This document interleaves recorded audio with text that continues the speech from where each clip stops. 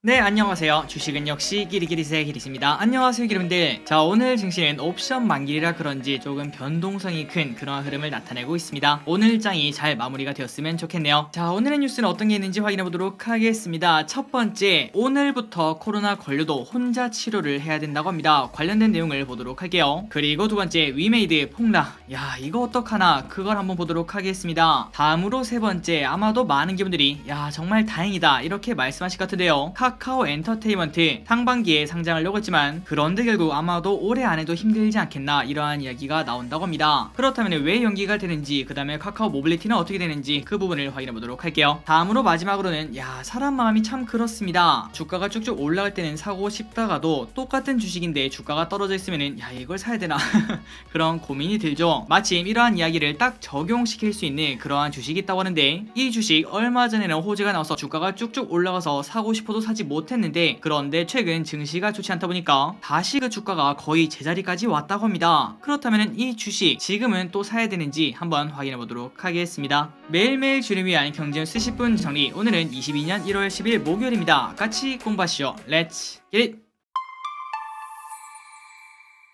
자, 어젯밤 뉴스를 확인해 보도록 하겠습니다. 그리고 들어가기 앞서 좋아요 누르시면은 저 기리씨 열심히 공부하는데 매우 큰 힘이 됩니다. 정말 감사합니다. 오늘 새벽 뉴욕 증시를 확인해 보도록 하겠습니다. 뉴욕 증시에서 주요 지수들은 10년물 국채 금리가 다소 안정된 데다가 저가 매수세가 들어오면서 제2차 상승을 시작을 했다고 합니다. 그래서 다우, S&P, 나스닥 전부 다 크게 상승했으며 특히 나스닥이 무려 2%나 상승했다고 하네요. 그리고 그 근거는 처음에 말씀드렸다시피 미국 10년물 국채 금리가 1.97에서 1.90으로 떨어진 그러한 이유 때문이라고 생각을 해볼 수 있습니다. 그리고 이렇게 금리가 떨어지면 나스닥의 기술주가 좋아한다고 볼 수 있겠죠. 그러다 보니 최근 급락했던 메타 플랫폼스 이 주식도 5% 이상 급등했으며, 그리고 엔비디아도 6% 이상 올랐다고 합니다. 다음 뉴스입니다. 아마도 많은 기분들이 관심이 많으실 거라고 생각해요. 확진자가 5만 명이 넘었죠. 오늘부터 새로운 신종 코로나 바이러스 감염증 환자 재택 치료 체계를 적용한다고 합니다. 일반 관리군은 그냥 보통 사람이라고 생각하시면 될 것 같은데요. 동네 병의원에 전화를 걸어 전화 상담 및 처방을 받거나 아니면은 24시간 운영되는 재택치료 의료상담센터 상담을 이용을 해야 된다고 합니다. 그리고 일반 관리군은 정기적 모니터링 대상에서 제외가 되며 코로나19 재택치료 키트도 제공되지 않는다고 하네요. 자, 이 안에는 뭐가 들어있는지 모르겠지만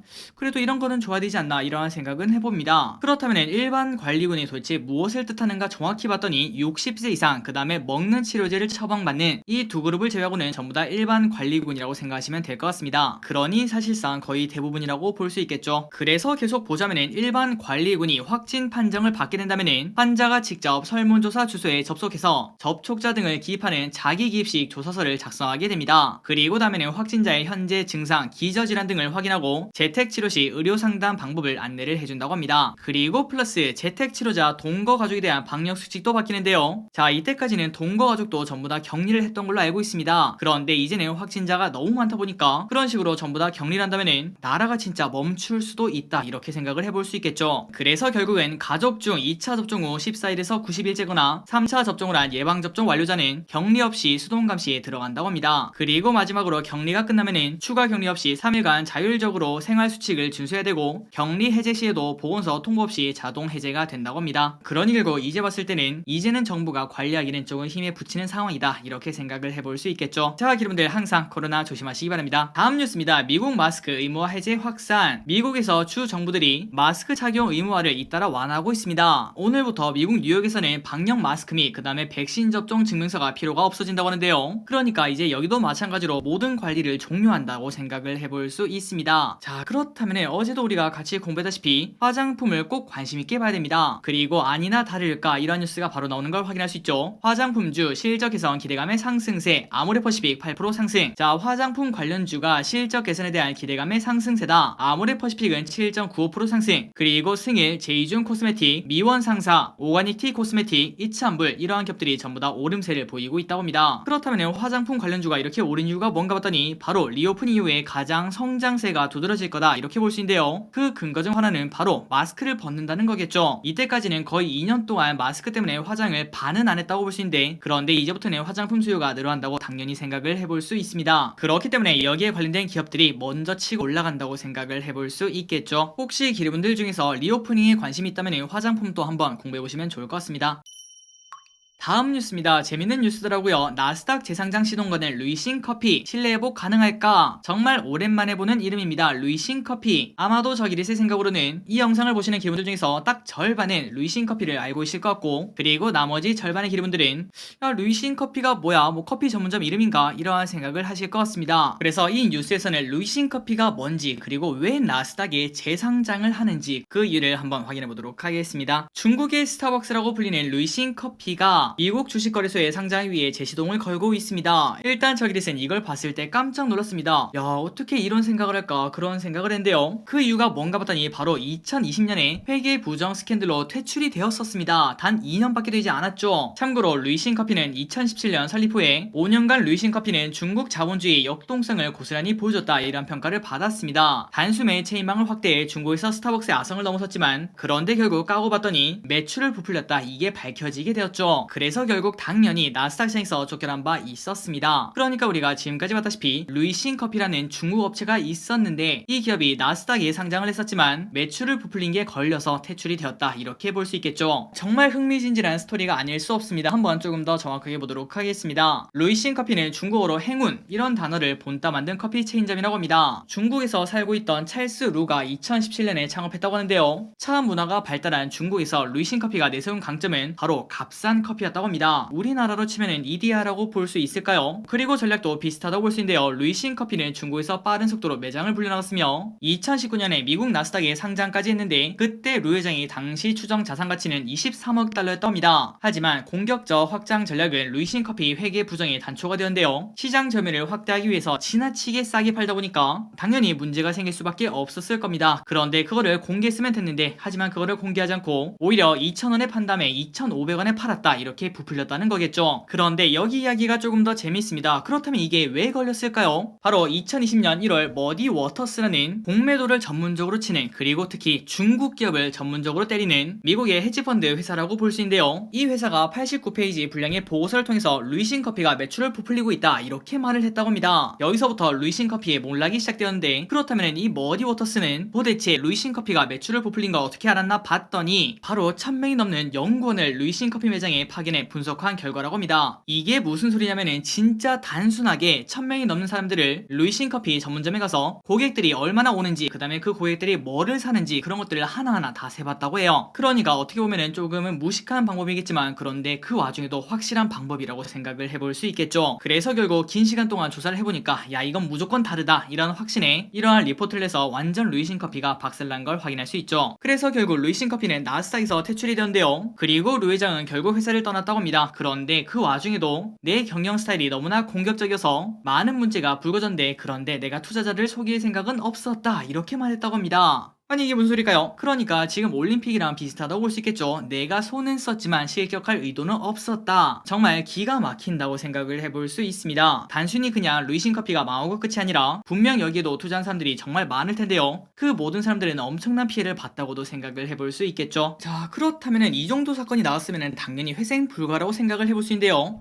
그런데 미국에서 기업 가치가 나락으로 떨어졌지만 루이싱 커피는 아직까지 루이싱을 버리지 않았다고 합니다. 그리고 그 와중에 오히려 더 성장을 했다고 하는데요. 그 이유가 뭔가 봤더니 바로 중국인들에게는 사실상 국민 기업으로 자리매김했다고 합니다. 그래서 결국 매출은 지속적으로 증가해서 1년 전보다 2배 넘게 증가하고 있으며 중국에서 운영하는 루이싱 커피가 무려 6,000개나 있다고 합니다. 그 정도로 성장을 하고 있다는 거겠죠. 자, 이러다 보니까 다시 한 번 더 미국에서 상장하고 싶다, 이러한 이야기가 나오는데, 하지만 그거는 조금 힘들 수 있다, 이러한 이야기가 많다고 합니다. 그 이유가 뭐냐면 미국 주시장에서 중국 기업들의 신규 상장 활동이 크게 줄었기 때문인데요. 게다가 미국과 중국 간 갈등이 커지고 있는 것, 이것도 루이싱 커피는 부담이 될 수도 있다고 합니다. 그래서 결국 앞으로는 파산 절차도 완벽하게 끝내야 되고, 그리고 플러스 상장이 성공하더라도 회계 등에 관한 감사 서류를 미 정부에 주기적으로 제출해야 되는데, 그런데 이게 사실상 불가능하다고 합니다. 그 이유가 뭔가 봤더니 중국 정부가 자국 기업의 재무 정보를 외국 기관이 감독하는 것을 금지하고 있기 때문이죠. 그러니 결국 미국에 상장하려면 미국 정부에 주기적으로 제출을 해야 되는데, 그런데 그거를 또 중국 정부는 막고 있다는 소리입니다. 그래서 이런 이유 때문에 앞으로 수년간 시총 2조 달러 상당의 중국 기업 240개가 미국 주식거래소에서 사라질 거다, 이러한 전망이 나온다고 하네요. 어쨌든 2년 전에 루이싱 커피 진짜 유명한 기업인데 솔직히 뭐 망했거니 라고 생각을 하고 있었는데 오히려 중국에서는 잘 나가고 있다고 합니다.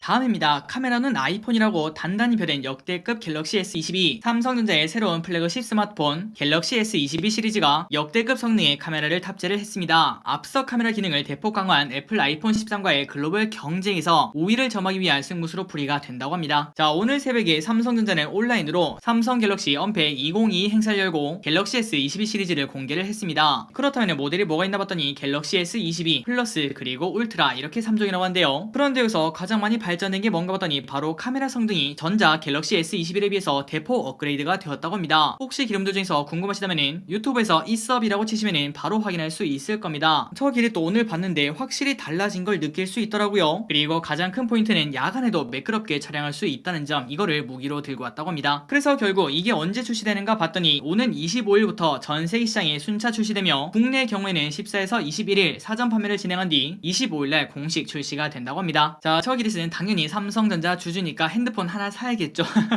삼성전자 매출을 조금이라도 올리도록 하겠습니다. 다음입니다. 위메이드 오늘 완전 박살이 나오고 있습니다. 마이너스 18% 폭락 위메이드, 그리고 아까 보니까 마이너스 25%더라고요. 자, 그래서 왜 이렇게 하락을 하는지 한번 확인해 보도록 하겠습니다. 위메이드가 암호화폐 위믹스를 매도한 덕분에 4분기 매출이 급증했다고 발표를 했지만 시장의 반응은 냉정하다고 합니다. 그렇다면 그 이유가 뭔가 봤더니 위믹스 매도분을 제외한 미르포 게임과 그 다음에 위믹스 플랫폼 자체 수익이 기대에 못 미치자 주가는 수직 낙하를 하고 있다고 하네요. 자, 그러니까 실적은 잘 나왔는데 뭔가 기대만큼은 나오지 않았나 봅니다. 조금 더 보도록 하겠습니다. 전일 위메이드는 2021년 연결 기준 매출이 전년 대비 344%나 증가했고, 그리고 영업이익은 3,200억, 당기순이익은 4,800억으로 2017년 이후 극적인 흑자 전환에 성공을 했다고 합니다. 특히 4분기 매출액은 3,524원으로 656%나 폭증했는데요. 자, 그렇다면 진짜 역대급 아니겠습니까? 그런데 문제는 바로 여기에 숨어있다고 하네요. 하지만 4분기 매출 3,500억 중에서 암호화폐 이믹스 유동화 매출이 2,255원으로 사실상 3분의 2 정도를 차지하고 있는 걸 확인할 수 있죠. 그러니까 4분기 매출 대부분이 사실상 위믹스 매도분, 이러한 사실이 드러나면서 많은 투자자분들이 야, 이거는 사실상 어닝 쇼크다, 이러한 평가를 내렸다고 합니다. 그리고 그 와중에 KTB 투자증권은 위메이드가 암호화폐 유동화 매출을 제외하면 기대 이하의 실적을 기록했다며 결국은 게임 회사로서의 매력은 부족하다, 이렇게 혹평을 내렸다고 하네요. 그래서 위메이드 무려 22%나 하락하고 있고, 그 다음에 아까 보니까 마이너스 25%, 26%나 하락을 하고 있습니다. 이렇게 올라가면 하한가까지 가는 거 아닌가, 이러한 걱정을 충분히 해볼 수 있는데요. 자, 그렇다면 이 위메이드 우리가 지금 당장 팔아야 되는가, 아니면 저가 매수를 해야 되는가, 이러한 고민을 충분히 해볼 수 있습니다. 처기리스의 생각을 몇 가지만 말씀드리자면은, 일단 첫 번째, 물론 위메이드 실적이 나쁘게 나왔다, 이러한 생각은 충분히 해볼 수 있습니다. 그러나 솔직히 우리가 지금 위메이드를 투자할 때 실적을 보고 투자하는 사람들이 과연 있었을까요? 미래 성장성을 보고 투자한다고 생각을 해볼 수 있습니다. 그런데 그 와중에 아직까지는 정확하게 밝혀지지 않았지만 미래 성장성이 꺾인 게 아니라 4분기 실적이 생각보다 별로였다, 이러한 평가 때문에 주가가 빠지는 거면은 아마도 얼마 지나지 않아 새로운 호재가 딱 나온다면은 그때는 또다시 야, 과거 실적보다는 미래 실적이지, 이러한 이야기가 나오며 주가가 한 번 더 급등하는 그러한 현상이 나오지 않을까, 이렇게 조심스럽게 생각을 하고 있습니다. 물론 이 생각은 앞으로의 성장성이 꺾이지 않았다는 가정하에 말씀드린다는 거 참고하시면 좋을 것 같습니다. 그렇다면 여기서 한 가지 질문을 할 수 있죠. 한이길이 그러면 지금 당장 사라는 거야? 하지만 그거는 당연히 아닙니다. 그 이유가 뭘까요? 항상 저기릿이 가장 좋아하는 거는 거래량 터진 양봉인 거 기억하고 계실 겁니다. 그러니까 많은 사람들이 그 주식을 사고 팔았는데 결국 주가가 올랐으니까 검증된 상승이다, 이러한 생각을 해볼 수 있겠죠. 그렇다면 우리가 여기서 딱 반대로 생각해봤을 때 저기릿이 가장 싫어하는 건 뭘까요? 맞습니다. 거래량 터진 음봉이죠, 음봉. 하지만 아직까지 녹화 시간 기준 장이 끝나진 않았지만 높은 확률로 거래량이 엄청 터진 음봉이 나왔기 때문에 이는 모든 사람들이 생각하는 아주 극심한 악재다, 이러한 생각을 해볼 수 있습니다. 그렇기 때문에 이렇게 떨어지는 칼라 잡으면 될까요? 안 될까요? 당연히 잘 잡으면은 야, 최고의 기회다, 내가 진짜 저가에 샀어, 이렇게 말할 수 있겠지만, 하지만 그 칼을 정말 잘 잡는 사람은 100명 중에 1명도 되지 않을 겁니다. 나머지 99명은 손을 베인다고 볼 수 있겠죠. 그러니 결국 지금 상황이 매우 답답한 거 맞습니다. 그렇지만 섣불리 물을 태워서도 안 되고 그 다음에 바로 손절을 해서도 안 되는데요. 그 전에 일단 가장 먼저 해야 될 거는 과연 내가 이 위메이드 왜 사려고 했는지, 그리고 왜 샀는지, 그런 것들을 한번 생각을 해보시기 바랍니다. 그리고 그 생각이 확실하다면은 지금 현재 버티는 게 당연할 거고요. 만약에 그 생각이 불분명하면은 당연히 비중을 줄이는 게 맞다고 생각을 해볼 수 있겠죠. 좋은 결과 있었으면 좋겠습니다.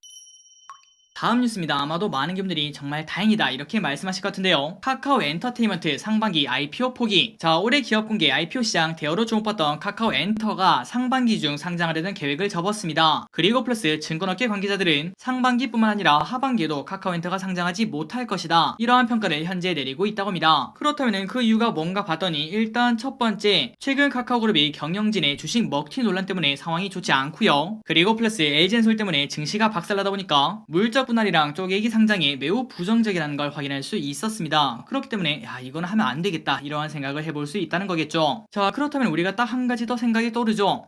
아니 길이, 그러면 카카오 모빌리티는? 그런데 이 카카오 모빌리티는 아마도 카카오 엔터는 하지 않더라도 할 거라고 생각을 한다고 합니다. 그래서 아마도 많은 분들은 할 거면 둘 다 하고 안 할 거면 둘 다 하지 말지 왜 또 하나는 하고 하나는 안 하는 거야 이렇게 말할 것 같은데요. 그런데 카카오 모빌리티는 올해 상장해야 되는 이유가 있다고 합니다. 자, 카카오 모빌리티는 투자를 이때까지 받지 않았겠습니까? 그런데 그 투자가 엑시트, 투자금 회수를 해야 되기 때문에 올해 안에는 상장을 해야 되는 그러한 이해관계가 있다고 합니다. 물론 아직까지는 우리가 정확하게 알 수는 없겠지만 어쩔 수 없이 카카오 모빌리티는 상장을 해야 되는 상황이기 때문에 카카오 엔터, 카카오 모빌리티 둘 다 상장하면 큰 욕을 먹지 않겠습니까? 그러니 결국 카카오 엔터는 내년으로 미루고 카카오 모빌리티가 아마도 연내 상장하지 않겠나, 이러한 생각이 현재 나오고 있다고 합니다. 어쨌든 이러한 상장이 하나씩 줄어든다는 것은 우리 시장의 부담을 줄인다고도 생각을 해볼 수 있겠죠. 물론 치킨값이 내년으로 넘어갔다 이렇게 생각을 해볼 수 있겠지만 그 와중에 다른 주식이 그만큼 또 올라서 치킨값을 또 주지 않겠습니까? 어쨌든 모두가 만족할 만한 그러한 결과가 나왔으면 좋겠네요. 그리고 마지막입니다. 우리가 얼마 전에 호재가 나왔을 때 사고 싶었지만 주가가 너무 많이 올라서 사지 못했던 LG전자. 그런데 지금은 다시 원래 자리로 돌아왔다고 하네요. 그렇다면 지금 우리가 사야 될지 말아야 될지 한번 내용을 보도록 하겠습니다. LG전자 1분기 실적 시장 예상치 상회할 듯 저평가 매력. 키움증권은 LG전자의 1분기 실적이 시장 예상치를 뛰어넘을 것이라며 밸류에이션 재평가가 가능하다고 분석을 했다고 합니다. 그래서 목표 주가는 18만원, 투자기는 매수, 그리고 상승 여력은 39.5%라고 합니다. 반복적으로 확인했듯이 1분기는 올레드 TV와 신가전을 앞세운 프리미엄 제품 경쟁력이 돋보이고 내수시장 성수기와 함께 효율적 비용 집행을 통해 이익 창출력이 극대화되는 시기, 이렇게 밝혔다고 합니다. 그리고 자동차 부품은 적자 폭이 축소될 것으로 전망했으며 가전은 물류비와 원재료 가격 부담으로 인해 전년 대비 수익성 둔화가 불가피하지만 비용 요인은 정점을 지났다고 평가를 했다고 합니다. 그래서 결국은 올해 예상 실적 기준 퍼가 6.4배 불과하기 때문에 저평가 매력이 엄청나게 커지며 자동차 부품 턴어라운드 가능성이 높기 때문에 밸류에이션 재평가 요인이 충족될 것이라고 말을 했다고 합니다. 자, 그래서 결국 이렇게 주가가 갑자기 급등할 때 그때는 우리가 사지 못했는데요. 하지만 그동안 코스피가 조정을 받으면서 LG전자가 다시 매력적인 가격으로 돌아온 걸 확인할 수 있습니다. 하지만 사람 심리란 게 참 그렇죠. 올라갈 때는 사고 싶지만 이렇게 떨어지다 보니까